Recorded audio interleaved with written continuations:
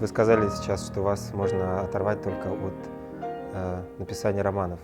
Если это происходит, что вы делаете с человеком, который вас оторвал? Во-первых, этого не происходит. Дело в том, что писать все-таки трудно, вы знаете. Играть на рояле очень легко. Поставить рояль на улицу, куда-нибудь там, посреди улицы, я буду играть. Но если меня только машина не собьет. Так мне игре на рояле ничего не может помешать. Концентрация не та, вы знаете. Когда вы пишете, это, ну как вам сказать, тут и жизнь, и слезы, и любовь, да, все что угодно. И основное это сомнение. Вот я сейчас как раз шел к вам и думал, знаете, странно, что когда играешь на рояле, никогда не возникает никаких сомнений.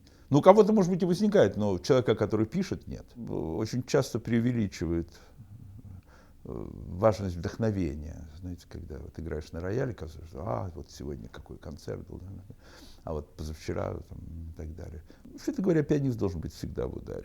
Ну, и либо он болен, да, вот, ну, Каллас там всегда же уходила, да, например, могла не допеть оперу, если чувствовала себя не очень хорошо. В принципе, в таких случаях надо отменять концерты.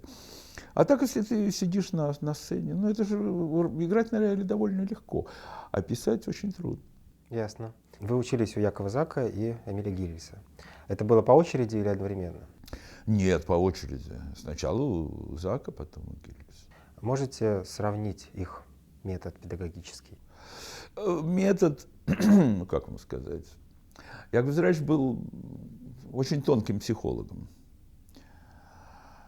Эмиль Григорьевич, наверное, просто не то, что не знал, что такое психология, он был далек от этого.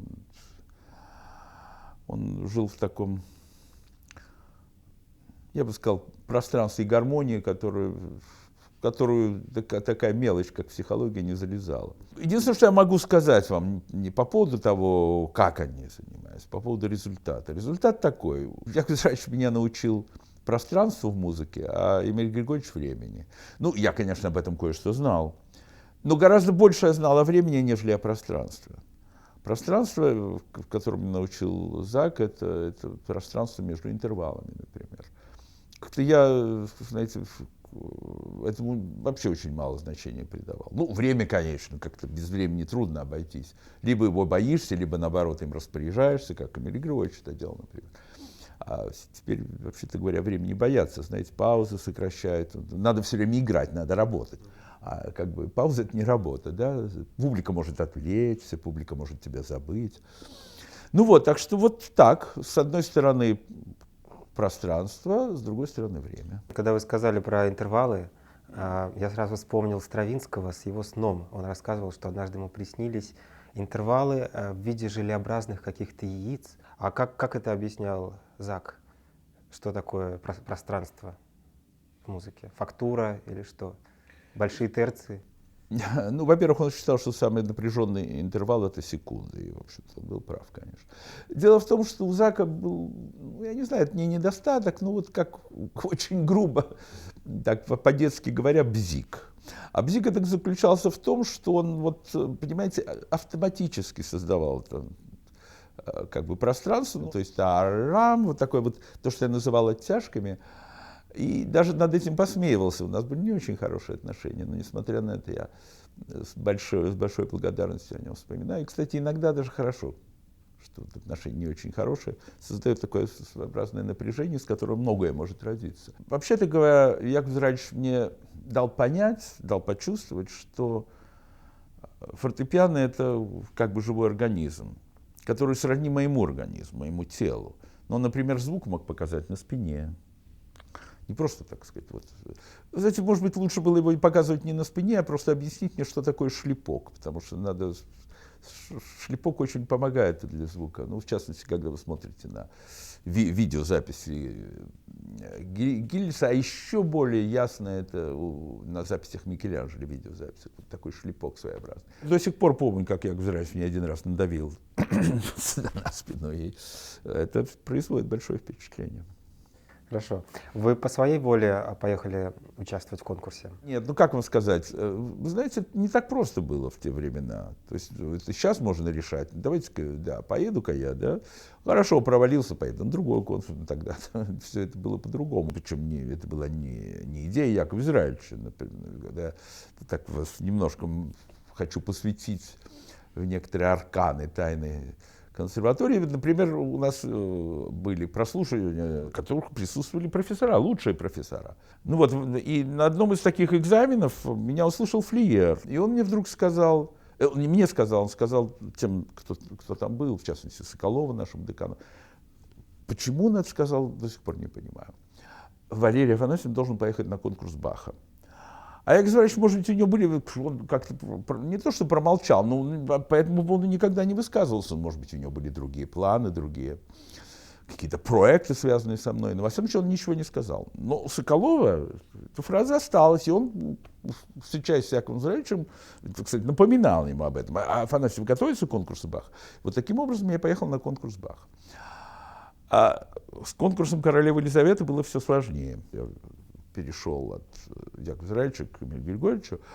Причем у меня бы никогда это не получилось, если бы сам Яков Израильевич эту операцию не совершил, не проделал. То есть он поговорил с Эмилием Григорьевичем, и Эмилий Григорьевич меня взял. И когда Яков Израильевич приехал ко мне домой, единственный раз, чтобы мне об этом во всем рассказать, это было после моего аспирантского экзамена в аспирантуру, он сказал, я вот поговорил с Эмилием Григорьевичем, и на вашем месте я бы поехал на конкурс королевы Елизаветы. Вы должны что-то сделать вот в этом роде, потому что баховского конкурса недостаточно. Ну, так и получилось. Ну, на конкурсе Чайковского я участвовать не хотел. Там, ну, и, когда меня назначили на него, я вот заболел, причем не нарочно, а у нас иногда болели нарочно. Вот. Но тут нет, так получилось. И, в общем, поэтому я не участвовал на конкурсе Чайковского. Ну вот и поехал в Брюссель вот таким образом. Как интересно, что педагог сам позаботился о переводе своего студента.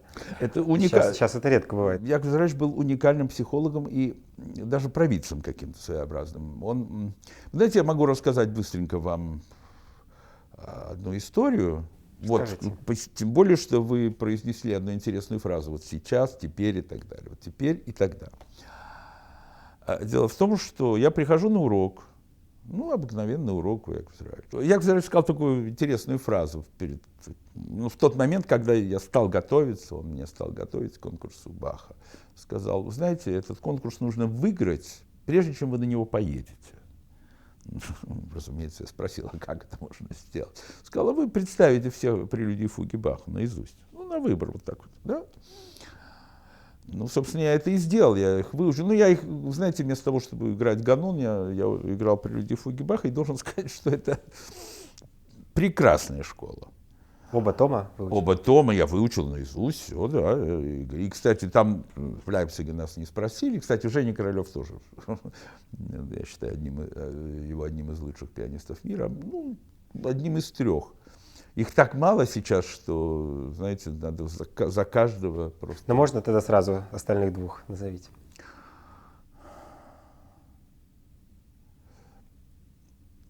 Это трудно. Не знаю, но я знаю, что Женя Королев один из трех лучших. Вот Женя тоже это все играл, но интересно, что я, собственно, хотел вам рассказать об уроке. Это так, но это чтобы вам дать понять, о чем, собственно, идет речь. Речь идет об этих прелюдиях и фугах, их было 48, до сих пор 48. И, ну, как-то я прихожу к Якову Израильевичу на урок, и играю, причем не самую трудную прелюдию, причем даже прелюдию, а не фугу. В дур, фа мажор из первого тома. Она вообще не трудная. Он, не говоря ни слова, может быть, он что-то сказал. Я совершенно не помню, если бы я знал, что за этим последует, за началом этой прелюдии, я бы наверняка это записал бы, я не знаю на что, на iPod. Но не помню. Вдруг он вынимает ручку из кармана, снимает колпачок и пишет: «Будь ты проклят», с восклицательным знаком.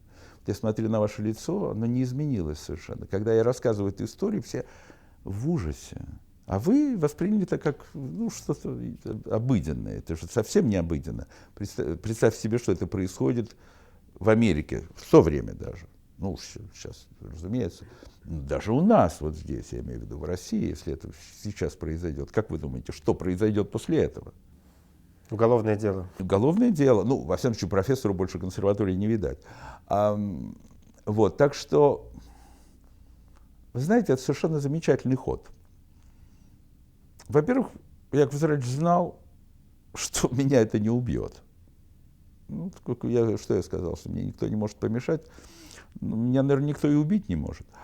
Вот, ну, за исключением какого-нибудь там хулигана, как говорил Ницше. Да, то, что не убивает, то помогает. Вот. И это мне помогло, вне всякого сомнения. Я понял, что за прелюдию Баха человек может быть проклят, а проклятие это непросто. Это, так сказать, не шуточки, не хихоньки, да хахоньки. Ну, возьмем, например, но есть в этом другой, так сказать, аспект в этой проблеме. А этот аспект такой. Об этом даже в книге написал, вот, которая посвящена Заку.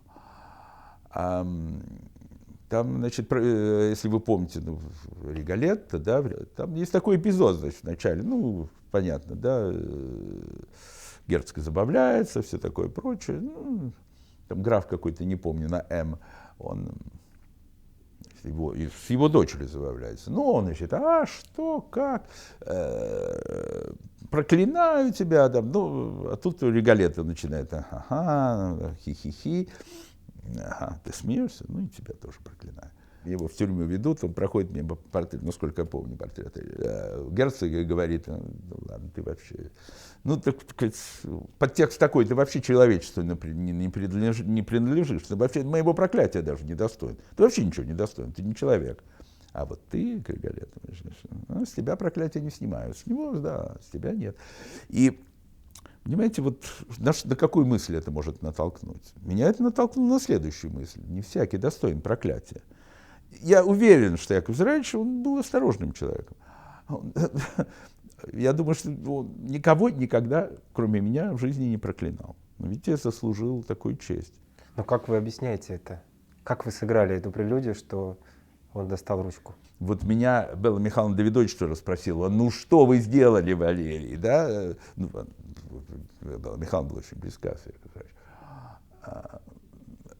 Я сказал, не помню, вот я то, что вам сказал в самом начале этого ответа, я сказал, не помню, если бы я знал, что такое последует, да, вот, что такое случится, я бы все запомнил, каждую деталь. А как вы думаете, это «Будь ты проклят» вот из ряда Монтероне или это «Айда Пушкин, айда сукин сын»? Ах, Ну как нет, сыграл? айда Пушкин, да сукин сын, это ну что? Нет? Нет.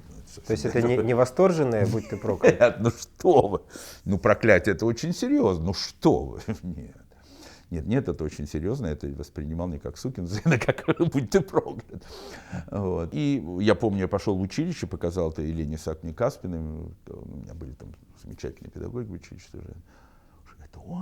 Это он написал, это он не может... И так далее. В общем, короче говоря, я хочу сказать, что вот видите разницу между нынешним временем и тем временем. Да.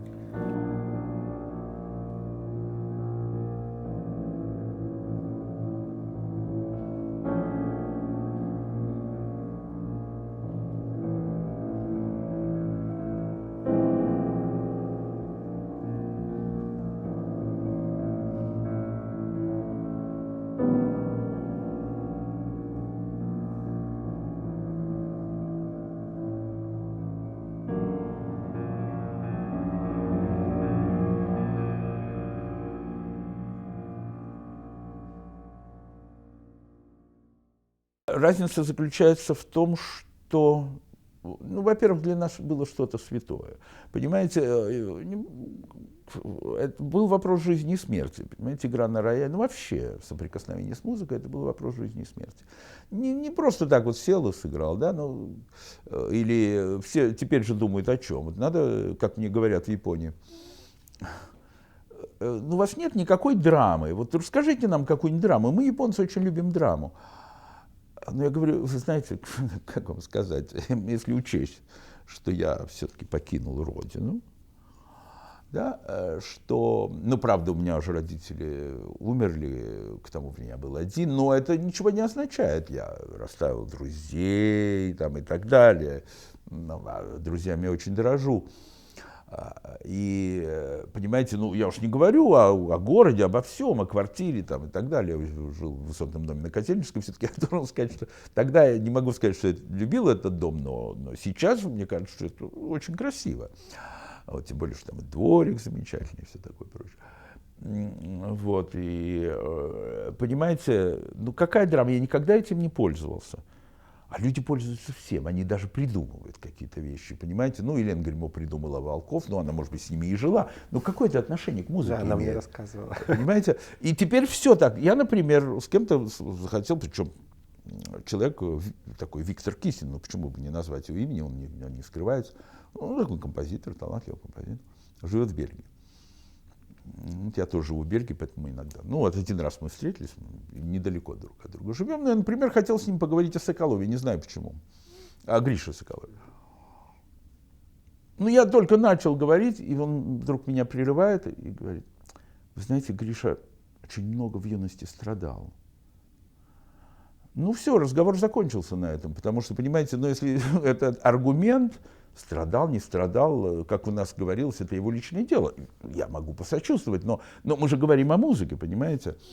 Вот, а не о страданиях человечества, которые, конечно, да, емкостью определенной обладают. Когда я встречаюсь с людьми, вот начинается что-нибудь такое, да, много страдал, там, или из многодетной семьи, все, я говорю, вы знаете, если вы вступаете в область музыки и вообще в область искусства, забудьте два слова. Дружба и страдания. Потому что если вы играете, например, в 4 руки или на 2 рояля с другом, просто потому что он друг ваш, или с женой, потому что она просто жена, да, вот она там, скажем, пианистка, а вы скрипач, ну, начинается, да, что очень распространено. Ну, это ваше дело, конечно, ну, просто знайте, что вы вредители. Ну, я бы не дошел до такого определения, как преступление против человечества, но иногда это доходит даже до таких степеней. Так что, понимаете, ну а что нам остается в нашей жизни? Ну, конечно, музыка, искусство, литература, вся философия, поэзия. Ну, что без этого делать? А тут, понимаете, это все засоряется, потому что, видите ли, жена обидится, или даже просто неприятно с женой, да, быть на сцене. Недостаточно с ней путешествовать по всему миру, еще на сцену ее поволоку, привлеку, да, ну, это все ужасно. Я с этим борюсь как могу, и поэтому, собственно, об этом сейчас и говорю. А как вы с этим боретесь? Ну, Отстреливаете вот жен? сейчас нет, ну, сейчас об этом говорю, но я об этом вообще говорю, понимаете, ну, надо, чтобы люди это понимали. Самый популярный сейчас пианист в Японии, например, играет плохо, и все об этом говорят. Ну, специалисты, во всяком случае. Но он самый популярный, что он слепой. И никого это не удивляет. Я как-то говорил там в интервью, ну что ж, ну давайте я переломаю себе ноги. Ну, наверное, этого недостаточно. Ослепнуть сейчас как-то мне не хочется. Но и оглохнуть тоже нет. А вот ноги я могу переломать. Но это что-нибудь даст? Ну, я буду выезжать на каком-нибудь там кресле каталке, там, да, какими-то протезами я буду нажимать на педаль. Но это же все ужасно. Понимаете, это кошмар. И от этого надо раз и навсегда отказаться, хотя бы поняв, что если мы говорим о пианисте, не надо говорить о волках. Нет, а что значит отказаться? Если он слепой и играет, мы не не должны ему надо запрещать, да? Не ему надо отказаться, а им надо отказаться. Нет, ну, пожалуйста, пусть он играет, но не ходите на его концерт, если вы считаете, что он плохой пианист или не очень хороший пианист. Был такой эпизод с Шарлотт Рамплинг, может быть, вы слышали, да? Она сказала там, что... Ну, решили какая-то пара, там,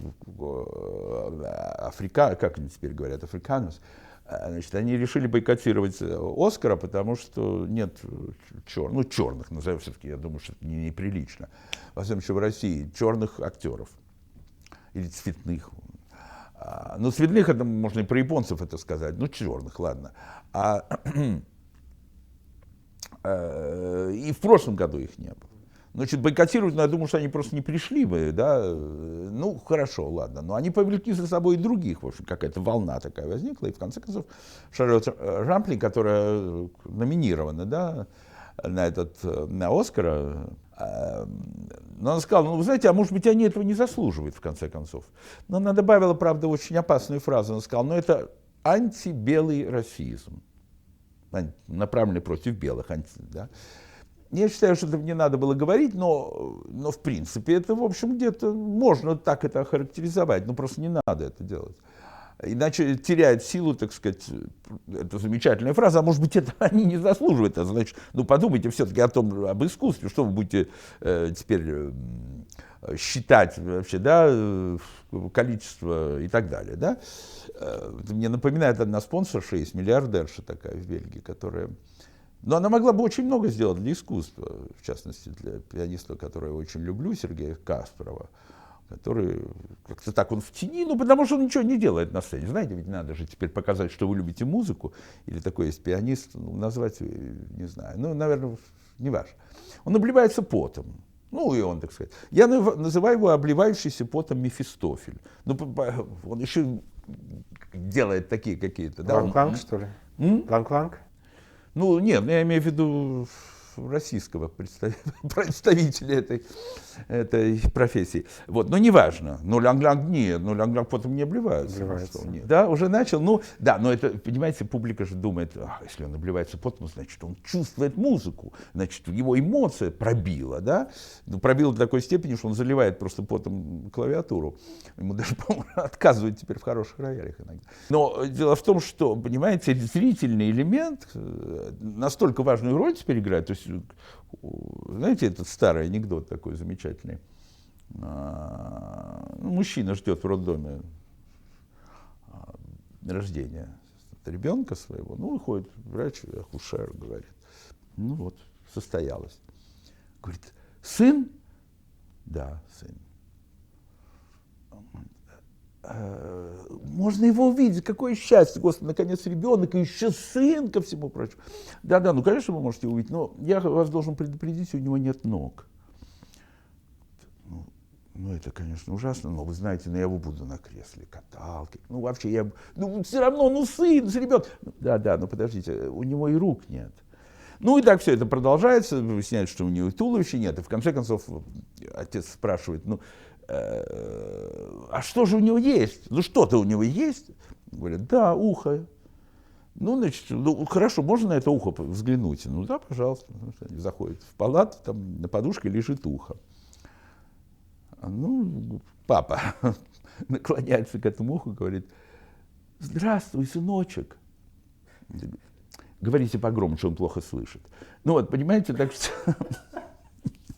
Так что, понимаете, а сейчас все наоборот. Сейчас вот как раз ушей-то нет у людей, а все остальное есть, да, то есть и видят. Давайте вернемся к драме. Ну, собственно, мы не уходили никуда, вы сплошную драму рассказываете. А как вы решили в 25 лет эмигрировать? 26, 26? С половиной даже. Сразу решили или долго шли к этому? Да ну что вы вообще. Это было все постепенно. Началось, вообще, наверное, все с американской выставки. Потому что даже в том возрасте, ну сколько мне было, 10 лет, 11, я помнил, что, например, если что-то по телевидению и показывали, так сказать, зарубежного, то это было связано с какими-то демонстрациями, напалмом, там кто-то откуда-то из чего-то палил, бомбы какие-то взрывались. Ну, в общем, у меня, у ребенка создалось впечатление, что на Западе только это и есть. Да? То есть спокойно по улице пройти нельзя вообще. Вот выйдешь на улицу, и тут же в тебя кто-нибудь пульнет. У нас сейчас такое же ощущение в России. Ну вот, там что-нибудь бросить, там везде дым, пожары и так далее. Ну, тут вдруг какие-то показывали фильмы на этой американской выставке, это все было очень приятно, такая повседневная жизнь американцев. Ну, потом меня поразили какие-то там вещи, «Шевроле», открытый капот, знаете, все это было. Я тогда обожал технику, все это. А сейчас, ну, не то, что терпеть не могу, знаете, у меня все старое. То есть я мобильным телефоном практически не пользуюсь, за исключением компьютера. Но компьютером я пользуюсь только как писатель. Все, ничего, интернет очень редко. Ну вот, короче говоря, это первый шаг. А второй шаг, когда я подумал, ну все-таки, наверное, надо жить за границей. Ну, потому что у нас, в общем, хотя тогда нельзя сказать, что не было икры, например. Икра все-таки еще тогда, наверное, 58-й год, да, была еще икра. Вот. Но мы тогда не сознавали, что икра это что-то невероятное, да, она продавалась в табачных киосках. А вы про красную или про черную? Черную, конечно, ну что, черную, красную? Нет, черную. Ну, а потом и красной не стало. Вот, и причем паисная, там такая, сякая, зернистая, паисная, сетровая и все такое. Ну вот, и потом второй шаг, ну второй этап, я бы сказал, это то, что я в газете какой-то прочитал о том, как человек уехал, и потом вернулся, потому что у него там ничего не получилось. А я помню, я прочитал эту статью, подумал, а у меня получится. Вот. И, ну, иначе бы, если бы у него что-то получилось, разумеется, никакой статьи бы не было. Но он попросил прощения, вернулся, там, Запад — это кошмар, это ужас, там, и так далее. Ну вот, ну, это мне было, когда я окончательно решил уехать, наверное, мне было лет 14. Ну вот я так шел постепенно. Ну, понимаете, идти-то это одно, а осуществить это совсем другое. Я смог это осуществить только когда, кстати, ну, я обожал своих родителей, и мама у меня умерла буквально за 6 месяцев до моего окончательного отъезда.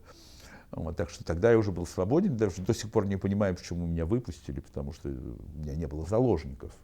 Выпускают обычно так, ну, людей, у которых там и жена, и дети, и вообще свояченица и так далее. Ну вот, а я вот уехал таким образом. Более того, меня в одну страну выпустили 2 раза. В один и тот же год. Тоже было такое неписанное правило в госконцепте, не выпускали. Ну, чтобы не завязывали слишком тесные контакты. И что вы сделали в Бельгии? Пришли и сказали, я хочу у вас остаться. Ну, что вы, это не так все просто было. Это у нас так рассказывали, знаете. Подошел к полицейскому и сказал, я выбрал свободу, да. Нет, ну, может быть, в Америке это возможно, я не знаю. В Америке я не пытался это сделать.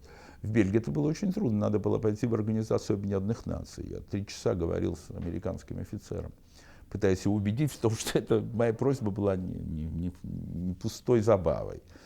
Но это было очень трудно. Во-первых, он сказал мне, что я не имею права на статус политического беженца, потому что меня не преследуют по политическим мотивам в моей стране. Но я ему объяснил, собственно, он это и знал, что если меня преследовали по политическим мотивам, я бы либо был в психушке, либо меня просто выгнали из страны, и тогда это практиковалось, как вы знаете. Ну вот, а поскольку я выехал, так сказать, по поручению партии и правительства, то... Ну и так далее, в общем, это все. Потом я одну ошибку совершил, очень такую забавную, но которая могла мне стоить очень дорого. Он меня спросил, собственно, зачем вы хотите покинуть Родину? Покинуть Родину. Я сказал, ну, вы знаете, мне хочется, например, съездить на концерт Караяна в Лондон или сходить на выставку Кандинского в Париже. Ну, можете себе представить вообще, какой был балбес. Что? На выставку Кандинского в Париже я не ослышался. Вы понимаете, что вы говорите? Вы хотите покинуть Родину для того, чтобы поехать на выставку Кандинского в Париже? Я говорю, ну, понимаете, я имею в виду, что мне хочется передвигаться свободно. Ездить по всему миру, ну что, если я захочу, да. В Советском Союзе невозможно это, да, если я захотел, например, вот в Советском Союзе я решил вдруг поехать в Италию. Да? Ну, это надо черти что там вытворять, чтобы поехать в Италию, там, присоединиться к какой-нибудь туристической группе, да и то проверки какие-то невероятные. Ну, в общем, 3 часа мне пришлось его убеждать. А он знал и Кандинского, и Караяна, да? Что? Фамилии Кандинского и Караяна он знал? Или сделал вид? Ну, может быть, сделал вид, но на самом деле хотя бы он повторил фамилию Кандинского, да. И потом вы получили бельгийское гражданство. Ну Через... что? Ну, расскажите. Нет, ну это даже Арно, один из самых богатых людей в мире, француз, самый богатый француз, не получил. Это очень трудно, надо 5 лет жить в Бельгии для этого. Но он приехал в Бельгию, знаете, мы же все бежали из Франции. Я же бежал из Франции, из налогов, ну и всякие другие. Мне просто, я не хотел вдруг окунаться в идеологическую атмосферу, знаете. Там же все, вот идея, социалистическая идея пришла в голову, и все. Что бы там ни было, она воплощается в жизнь, потому что она социалистическая, гуманитарная, гуманистическая, справедливая и так далее. Я этого достаточно насмотрелся в Советском Союзе. Ну вот, и он тоже захотел бежать из Франции, ну как Депардье, это всем известно в России. Ну вот, попросил, ну, сказать, 5 лет, наверное. Он говорит, ну как, у меня же здесь предприятие даже есть. Ну, это Vuitton, знаете, Hermès и так далее. Он говорит, нет, ну что, 5 лет, все. Он уехал обратно, сказал, что продолжает верить во Францию, чтобы как-то так оправдаться.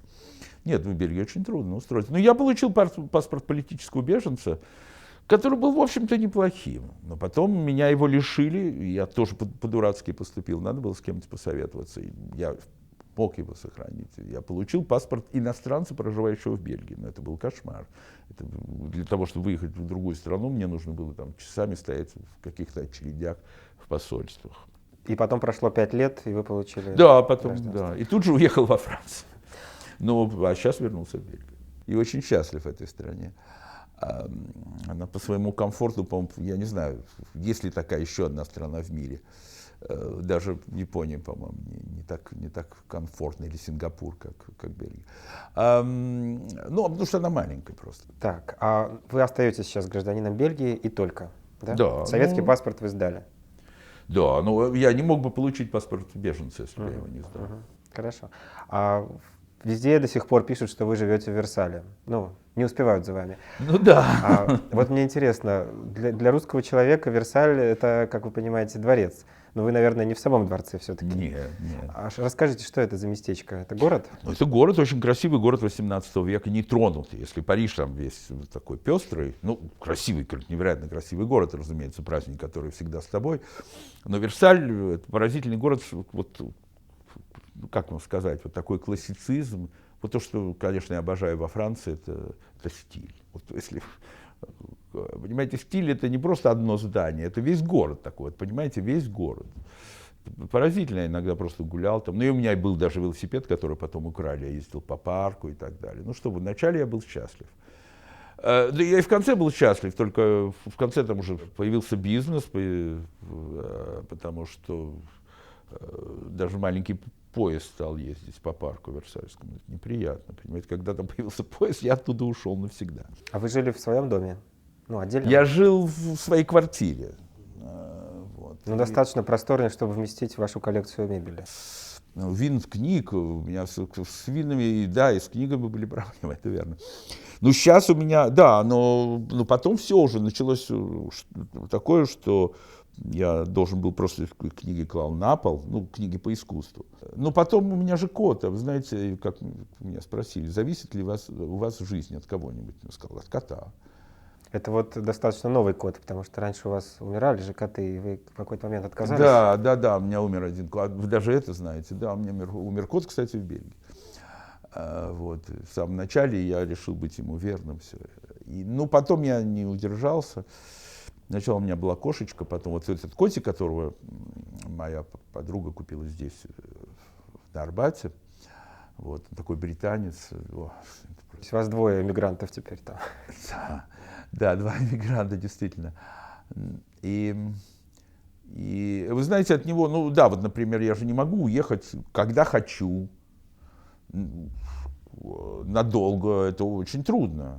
Потому что надо его пристраивать, конечно, разумеется, пристроен, все. Если я уезжаю на 3 дня, тогда приходит, на 4, приходит домработница каждый день, все, с ним сидит, она ничего не делает, она просто с ним сидит, играет немного. Кстати, я запретил им всем играть с котом. Ну, начинается там какая-то веревочка, там что-то такое. Я говорю, ну, с вами же так не играют. Коты, что-то они, кошки, домашние животные, особенно коты и кошки, превращаются в клоунов. Говорю, ну это же не клоун, это не игрушка, не надо с ним играть. Потому что я запрещаю им всем играть. Они просто сидят, читают им что-то, нет? Ну, просто сидят, гладят, надо гладить и целовать, это все. Обязательное условие целовать. Потому что есть люди, которые не целуют своих домашних животных. Причем я недавно в одной газете английской, я покупаю английские газеты, я увидел такую статью, прочитал.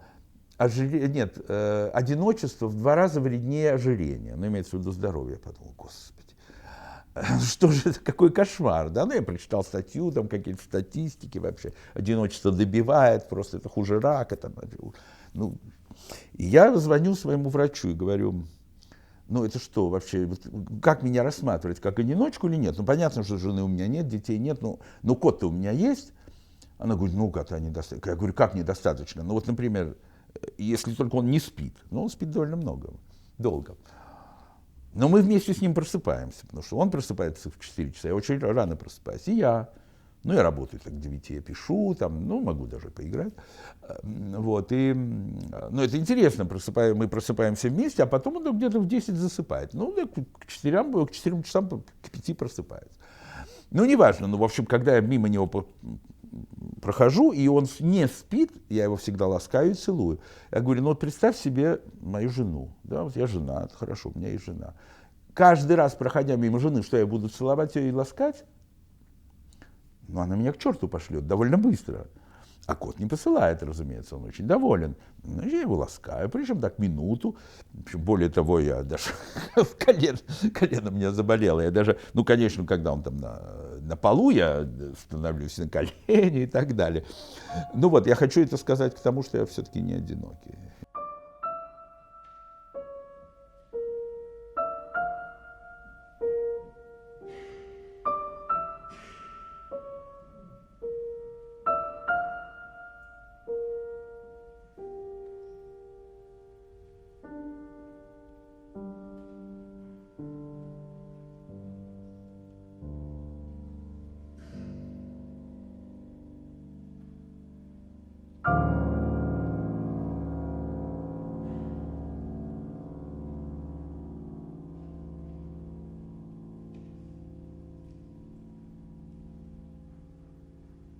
И вы решили вернуться в Бельгию из-за налогов. Ну, отчасти из-за налогов, отчасти из-за этой идеологии дурацкой, ну, это просто, знаете, ну, действительно, мне эти речи надоели. Вот, поэтому... И из-за поезда игрушечного, да, я понял? Который Ну, ездит. да, ну, потому что я был лишен уже Версаля, да. А когда это произошло? Когда вы переехали? Это было 2,5 года тому назад, я в августе переехал, какой-то был 2013, наверное, год. Вам удалось перевести все ваши сокровища? О, ну это было, как здесь говорится, головная боль. Дело в том, что я редко так в жизни переживал, потому что от погоды зависело, так сказать, мое благополучие, состояние. Дело в том, что перевозили рояль, разумеется, и перевозили мою винную коллекцию. Это было все летом. Это было, ну, летом, 29 августа. То есть, если было палящее солнце или проливной дождь, ну, для вина проливной дождь на этикетке там использовали, ну, ладно. Ну, вино можно было бы как-то так все-таки охранить от этого от всего. Но рояль нет. Все равно что-нибудь протекло бы, там где-нибудь что-нибудь протекло. Ну, все. И я жутко переживал, не спал ночь, конечно. И они, к счастью, я их попросил. Но я даже переплатил им, чтобы они только сделали это ночью. Но все-таки, даже когда они грузили, это все была пасмурная, прохладная погода.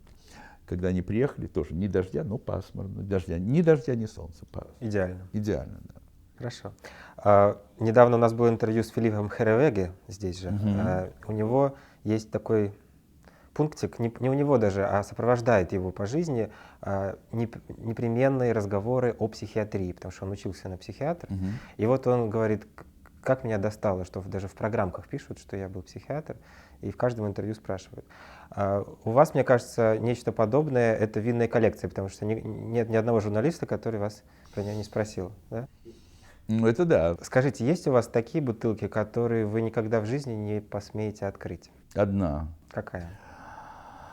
Это, ну, такое вино, это Сент-Эстер Бордо, Кос де Сторнель 1878 года. Это у меня единственная бутылка 19 века.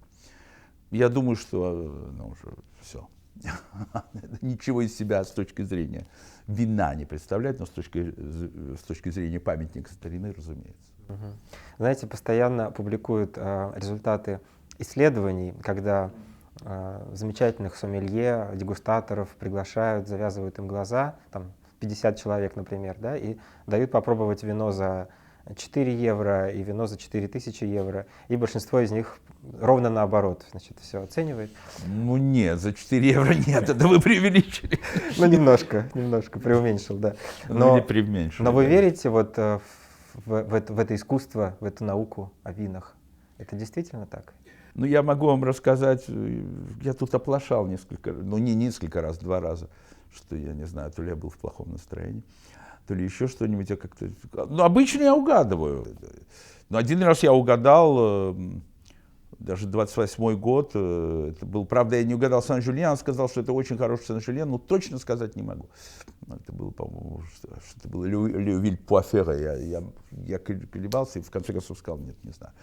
Но мог быть Леовиль-Лясказ там и так далее, но все-таки я угадал год и апелляцион, то есть Сан-Жюльен. А так я могу промахнуться, конечно, но ну, не до такой степени. Вино дешевле, красное вино. Белое вино можно даже за 15 евро достать. Ну, вполне сносно. Хорошее красное вино, ну, 30 это, ну, минимум, я не знаю, это надо еще поискать. Ну, можно. Но вообще, в принципе, конечно, там 60-70 это так нормально. Что касается дегустации, вот это есть одна замечательная история. Это был один такой дегустатор в Бордо, который, ну, он как бы все знал наизусть, вот никогда не ошибался. Ну, такие есть, но если они каждый день упражняются там и ищут. Ну, дело в том, что упражняются, понимаете, это не то, что вот открыл бутылку и выпил ее, да, ведь они уже дегустируют, там, выплевывают.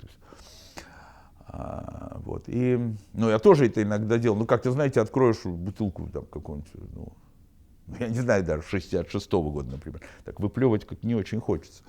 Вот. И, ну, он знаток, очень большой знаток вина, и друзья решили над ним подшутить, такую злую шутку сыграть. У них несколько лет, так сказать, эта шутка продолжалась. Приготовление к ней, точнее. Они посадили несколько виноградников за пределами апелляцион, то, что называется апелляцион, то есть вот территория, которая предназначена как бы для вина, легально. Апелляцион контроле это называется, то есть это контролируется. То есть вы не имеете права за эту апелляцион выходить. Да? То есть вы можете больше посадить, такое бывало даже с Мутон Ручиль, там, с Мутоном, в 4 раза больше они теперь на той же территории. Но за пределы этой территории они выйти не имеют права. Ну вот они посадили где-то там за пределами, какой-то, не знаю, где это было. В общем, они посадили несколько виноградников и ждут. Ну, когда, наконец, можно было все это сделать, ну, они собрали виноград, сделали вино, дали ему попробовать. Ну, значит, все, посмотрел, сначала покрутил, попробовал. Один раз, 2 раза, 3 раза. Поставил бокал и сказал, это вино не существует. Я считаю, что это божественно. Вот, понимаете, вот это да. Нет. Скажите, а вы пьете в одиночестве? Ну, я в основном пью в одиночестве. Кот не пьет. Ну, кот пока что не пьет.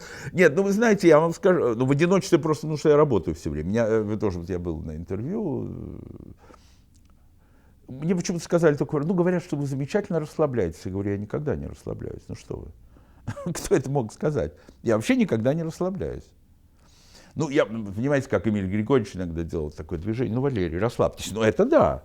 Но здесь мой мозг никогда не расслабляется. То есть для того, чтобы пить вино, например, надо тоже сосредоточиться. Это просто так не делается, знаете. Ну, предположим, я смотрю какой-нибудь DVD, да, и пью хорошее вино. Ну, я все выключаю, прежде чем сделать глоток. Ну что вы, это концентрация. Потом надо вообще катать вот по стенкам его, знаете. Там, ну что, и что при этом я буду смотреть «Добро пожаловать» или «Посторонний вход запрещен»? А водку вы пьете? Нет. Не потому, что водка может быть очень хорошая. Вот, например, я пригласил одну свою знакомую, очень хорошую, к себе, и решил ей сделать русский обед. Я это все готовлю, и у меня осталась одна бутылка, нагрузку всякую иду, и осталась у меня одна бутылка водки. «Кристалл», которой уже давным-давно нет. Ну, я подумал, ну, все-таки с блинами, вот с икрой, там, с лососем, и выпьем. Знаете, это потрясающая водка. Что, вот, ну, мы тут пробуем какие-то, ну, иногда я пробую какие-то водки, но ничего общего нет. Либо я ничего не понимаю в водке, но это просто совершенно другое качество, по-моему. Сейчас завод «Кристалл» работает. Да? Да. Ну вот, видите, как замечательно. Ну, просто я был поражен, откровенно говоря. А теперь пара вопросов про вашу литературную жизнь. По-моему, только Владимир Владимирович Набоков тоже умудрялся писать на 3 языках, на тех же, что и вы. так сказать, с равным совершенством. Как вы смогли освоить эти языки, французский, английский? Вы знаете, это страсть просто.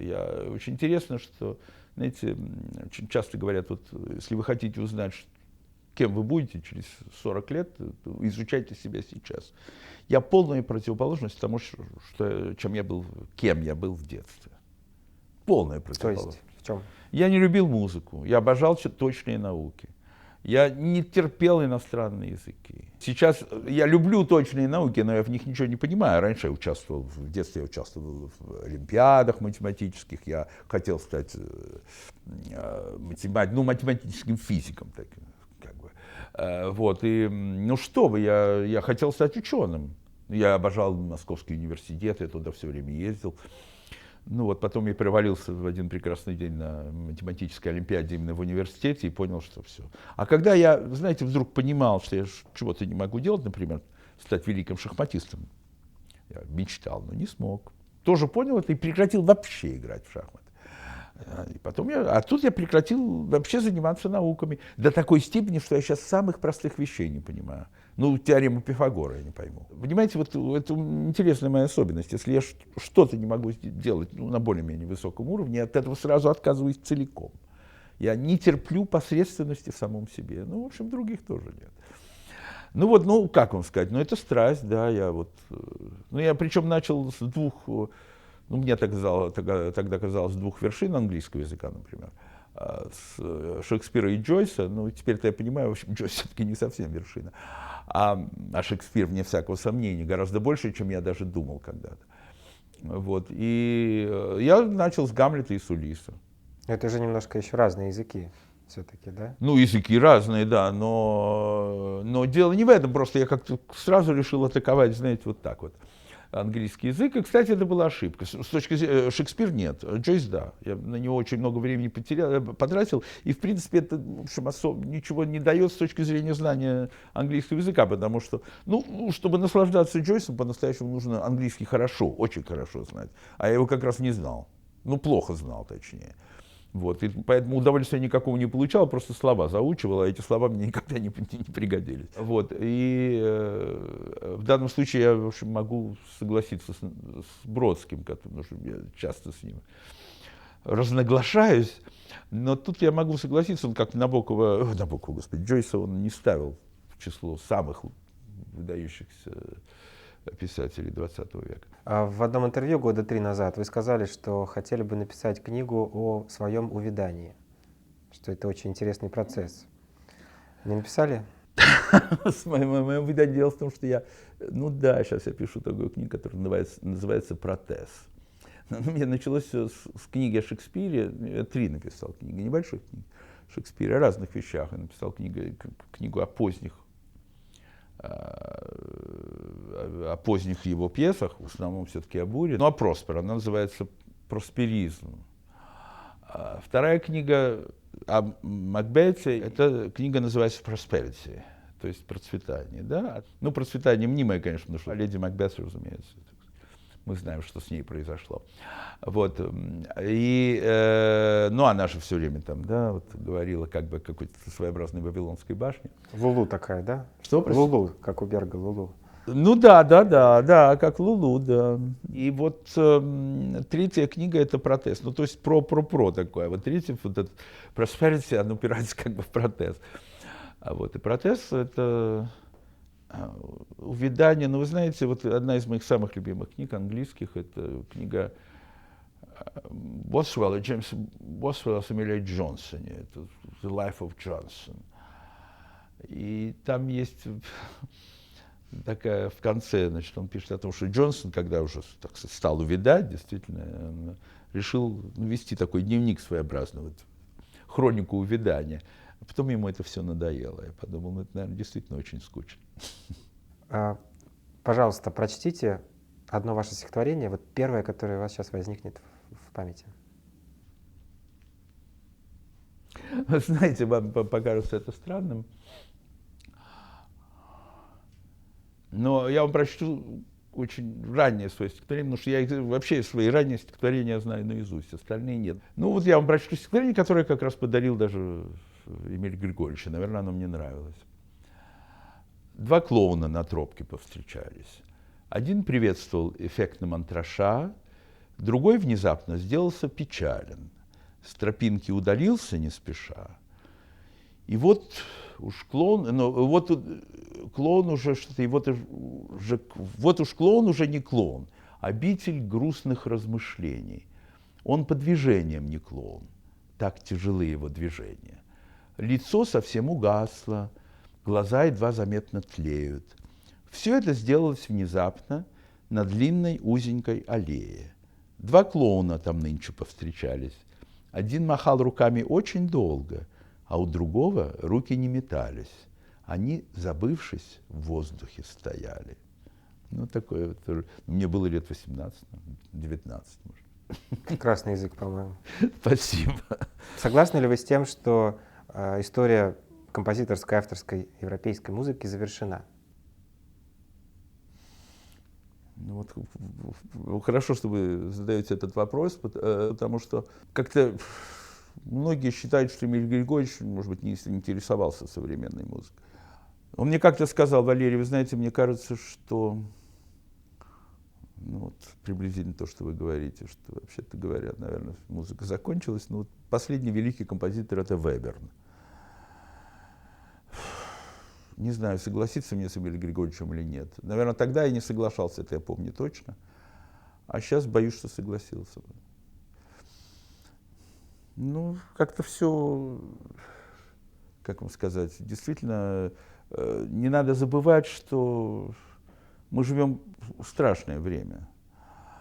И без смеха к нему относиться нельзя. Я думаю, что это считается, да, что сначала там вроде бы кричат, потом плачут. Ну, кончается все смехом, в принципе, да? Это мы знаем даже по Библии. Вот. И я думаю, что вот единственная адекватная реакция на то, что происходит, на всех этих волков, на все эти страдания мнимые, ну и многое другое. А что последняя Нобелевская премия и предпоследняя, что это хорошо? Вот, так что нет, ну просто безобразие, понимаете? И, ну, остается только смеяться, либо покончить с собой. Но я кончать с собой не собираюсь. Прекрасный конец интервью. Спасибо вам большое. Спасибо.